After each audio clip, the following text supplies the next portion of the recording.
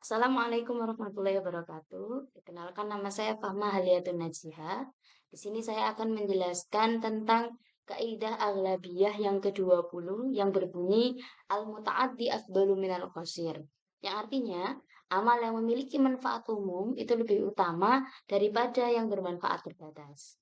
Nah, sebagai makhluk sosial, dalam kehidupan sehari-hari, manusia itu tidak akan pernah terlepas dari interaksi antara sesama. Oleh karena itu, Islam itu menekankan untuk saling berbagi kebaikan antar sesama, saling membantu menggapai kemaslahatan. Paling tidak Islam sendiri menekankan saling berbagi kebaikan dalam dua dimensi, yakni dimensi spiritual berupa takwa kepada Allah yang disebut dengan hablum minallah dan dimensi sosial yang bersifat duniawi atau disebut dengan hablum minannas. Nah, hal ini itu ditegaskan oleh Allah dalam Quran surat Al-Maidah ayat 3 yang berbunyi Bismillahirrahmanirrahim wa ta'awanu 'alal birri wat taqwa wa la ta'awanu 'alal itsmi wal 'udwan. Yang artinya saling tolong-menolonglah kamu sekalian dalam kebaikan dan takwa dan jangan saling tolong-menolong dalam dosa dan permusuhan. Nah, dari sini dapat kita simpulkan bahwa setiap amal perbuatan yang bermanfaat untuk orang lain atau amal yang mutaaddi itu lebih utama dibandingkan perbuatan yang hanya bermanfaat terbatas pada diri sendiri atau amal yang kosir. Nah, dalam hal ini Imam Asy-Syafi'i itu memberikan contoh menuntut ilmu. Tapi ilmu yang dimaksud di sini itu ilmu syariat seperti halnya ilmu fiqh, ilmu hadis, ilmu tafsir dan yang lainnya. Nah, unsur kebaikan dalam menuntut ilmu itu sendiri tidak hanya terbatas untuk pribadi, melainkan juga untuk orang lain. Maka hal ini atau menuntut ilmu ini itu lebih utama daripada sholat sunnah. Sebab sholat sunnah itu hanya dapat dirasakan manfaatnya oleh si pelaksananya saja. Nah, statement Imam Syafi'i ini itu ada ditafsiri sebagai ada yang menafsiri, ada ulama yang menafsiri sebagai ilmu yang hukum mempelajarinya itu fardu kifayah, bukan yang sunnah. Nah, statement seperti ini, statement yang ditafsiri seperti ini, itu sempat mendapatkan interupsi dari beberapa kalangan. Karena seandainya ditafsiri seperti itu, maka terkesan terjadi pembandingan dua hal yang tidak seimbang, yakni perbandingan antara fardu dan sunnah. Oleh karena itu, contoh ini itu dinilai kurang tepat jika diterapkan sebagai salah satu elemen dasar terbangunnya kaidah fikih ini. Tetapi sanggahan ini atau interupsi ini itu eh, dimentahkan oleh Ibnu Hajar bahwa yang dimaksud oleh Imam Syafi'i di atas adalah ilmu yang sunnah dipelajari. Jadi menuntut ilmu yang sunnah dipelajari itu lebih baik daripada melaksanakan sholat sunnah. Begitu menurut Imam Ibnu Hajar. Sebab jika yang dikehendaki oleh Imam Syafi'i itu ilmu yang fardu kifayah, maka akan terjadi tahsilul hasil atau mengupayakan sesuatu yang telah terrealisasi. Karena secara rasional ibadah apapun yang bersifat fardu kifayah, walaupun itu bukan menuntut ilmu, tetap lebih utama dibandingkan ibadah sunnah. Hal ini sebagaimana yang dijelaskan dalam kitab Mawahibus Saniyah, Suhaifah 516, karangan Imam Abdullah bin Sulaiman Al-Jarhazi. Selain Imam Syafi'i, ada beberapa mujtahid sekaliber Sufyan Ats-Tsauri seperti Imam Abu Hanifah dan Imam Ahmad bin Hambal itu juga mengemukakan contoh yang senada.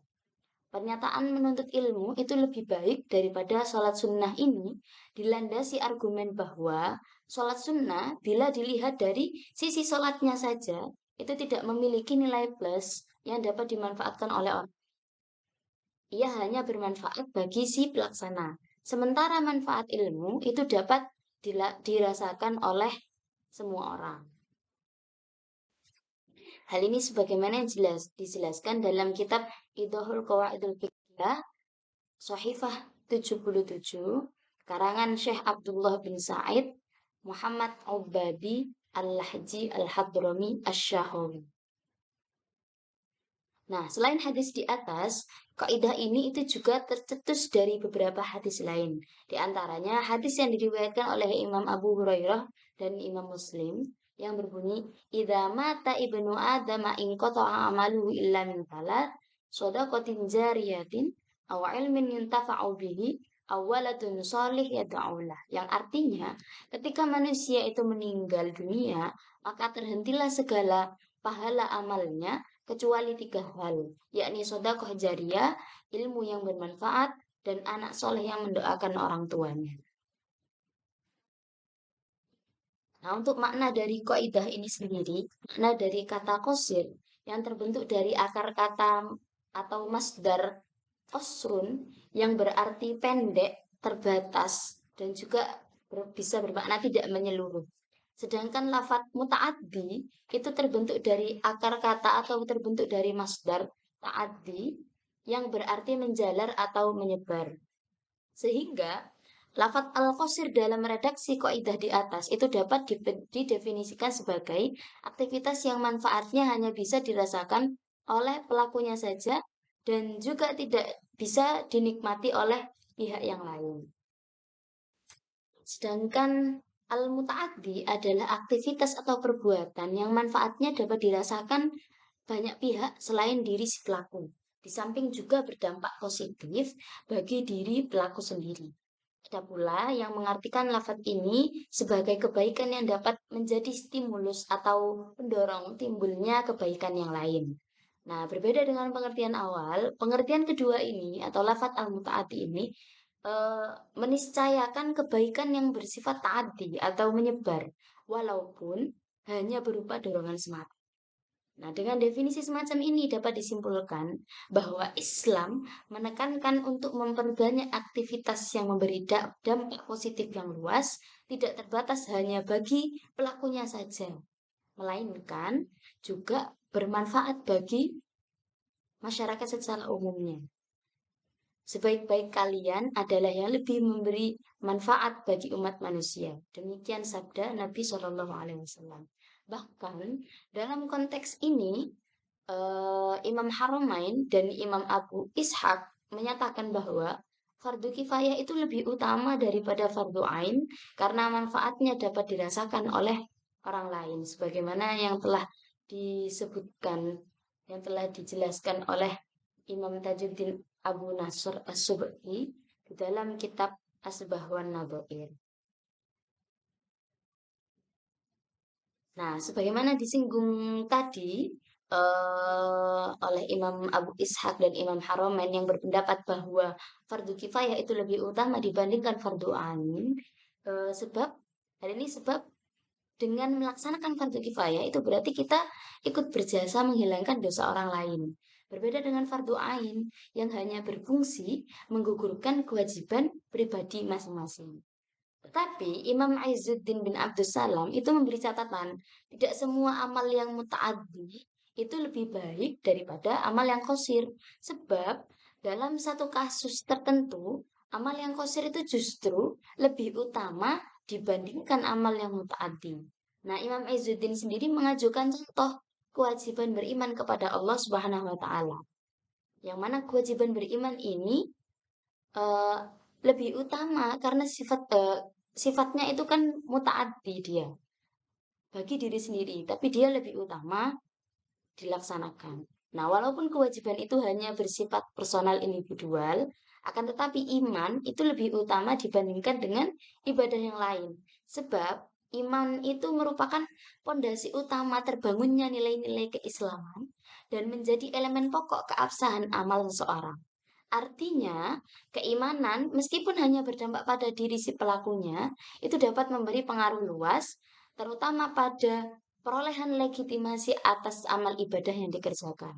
Nah, argumen inilah yang mendorong Imam Ibnu Hajar untuk menilai bahwa tidak semua amal yang mutaati itu lebih utama daripada amal yang qasir. Di samping itu, ada sebuah hadis riwayat Imam Muslim dari Abi Hurairah radhiyallahu an yang menyatakan bahwa inna Nabiya sallallahu alaihi wasallam suila ayil a'malil afdol faqol imanun billahi tsumma jihadun fi sabilillah, tsumma hajjun mabrurun. Yang artinya Nabi Shallallahu alaihi wasallam pernah ditanya, "Apakah amal yang paling utama?" Lalu beliau menjawab, yakni beriman kepada Allah Subhanahu wa taala, berjihad di jalan Allah, kemudian haji yang mabrur. Nah, semua amal yang diutarakan oleh Rasulullah dalam hadis ini, menurut Imam As-Suyuti itu adalah pekerjaan yang bersifat terbatas atau yang bersifat qasir. Masih mengutip Imam As-Suyuti, selain iman, zikir juga termasuk kategori amal yang qasir, yang mana ia lebih utama daripada amal yang muta'addi. Nah, argumentasi Imam As-Suyuti ini didasarkan pada hadis yang mengisahkan orang-orang fakir yang mengeluhkan nasib mereka kepada Nabi Shallallahu alaihi wasallam, terutama terkait dengan ketimpangan amal antara mereka dan orang-orang yang kaya. Yang mana orang kaya itu lebih beruntung karena dengan kekayaannya mereka bisa lebih banyak beramal. Sementara orang-orang fakir sangat sulit beramal karena keterbatasan harta yang mereka miliki. Padahal pahala padahal pahala sholat, puasa, dan ibadah-ibadah lainnya antara orang fakir dan juga orang yang kaya itu tidak ada perbedaan sama sekali. Hal ini jelas merupakan sebuah diskriminasi amal. Orang-orang kaya lebih berkesempatan menyisihkan uang untuk beribadah haji, umroh, maupun untuk melaksanakan sodako. Sementara orang-orang fakir hanya bisa merana akibat kefakirannya. Nah, menanggapi pengaduan itu, Nabi Shallallahu Alaihi Wasallam menjawab, "Apakah aku belum memberitahu kepada kalian pada perkara yang jika kalian amalkan akan menyamai orang-orang sebelum kamu dan orang-orang setelah kamu? Tidak akan bisa menyamai derajatmu. Dan kalian atau yang hadir di sini akan lebih baik dibanding orang-orang fakir di antara kalian, kecuali yang mengamalkan seperti apa yang kalian kerjakan, yaitu membaca tasbih, membaca tahmid, dan membaca takbir setiap selesai mengerjakan sholat sebanyak 33 kali." Menurut Imam Al-Jarhazi di dalam kitab Fawaidul Janiyah halaman 517 sampai 518, berdasarkan hadis ini, zikir itu dinilai lebih baik daripada jihad. Walaupun menurut Syekh Yasin pernyataan ini itu perlu ada pengkajian ulang. Nah, dari semua hipotesa tersebut dapat ditarik sebuah benang merah bahwa kaidah ini itu berlaku dalam skala umum tetapi tidak mutlak. Yang artinya kaidah ini itu tidak menafikan adanya amal qasir yang terkadang justru lebih utama daripada amal mutaaddi. Seperti halnya tadi beriman kepada Allah, zikir, mengutip statement Imam Al-Ghazali dan juga Imam Izzuddin bin Abdussalam, keutamaan sebuah amal itu tergantung pada kadar maslahah yang mengiringinya. Jadi keutamaan sebuah amal itu tidak hanya terpaku pada kategori qasir ataupun kategori mutaaddi. Amal qasir itu bisa lebih utama daripada amal mutaaddi bila ditinjau dari satu aspek maslahah. Sebaliknya, mutaaddi itu bisa dinilai lebih baik daripada qasir dipandang dari sisi maslahah yang lain. Tegasnya, semua itu tergantung kadar kemaslahatan masing-masing. Jika maslahahnya lebih tinggi, maka itulah yang lebih utama. Ibnu Hajar dalam kitab At-Tuhfah itu memberi contoh sedekah 1 dirham yang dilakukan orang pelit. Menurut beliau, nilai nominal 1 dirham itu lebih utama baginya daripada sholat tahajud atau puasa berhari. Begitupun dengan puasa, ia lebih baik daripada ibadah-ibadah lainnya bagi orang yang libidonya itu terus menggejala akibat terlalu sering mengkonsumsi makanan dan minuman, terutama bila dibandingkan dengan puasa yang dilakukan oleh orang yang normal. Mungkin itu saja yang dapat saya sampaikan. Wallahu a'lam bishawab. Kurang lebihnya mohon maaf. Wa akhiran assalamualaikum warahmatullahi wabarakatuh.